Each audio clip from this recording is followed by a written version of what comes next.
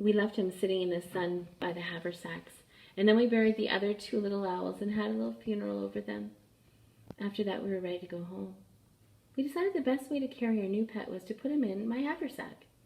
He didn't like it much, but after a struggle, we managed to stuff him into it. Can you believe that? We left his head sticking out so he could see where he was going. Mutt and Bruce's dog Rex hadn't been with us that morning. I think the two of them had gone off cat hunting before we got up.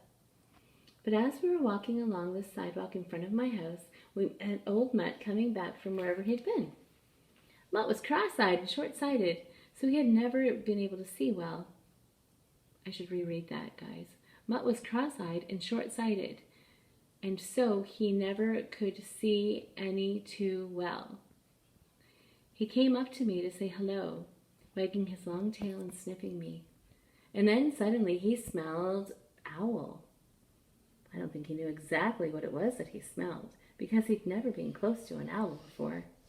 But he knew he smelled something strange. I stood there trying not to laugh while he sniffed all around me.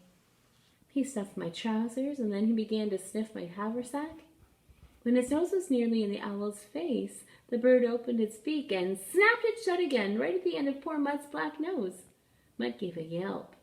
You could have heard a mile away, and went loping off to hide his hurt feelings under the garage. We put the owl in the summer house.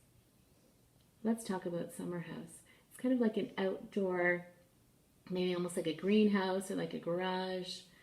We put the owl in the summer house, and when Dad got home from work, the owl was sitting in an orange crate, watching the gophers running around on the floor below him. It kept him busy.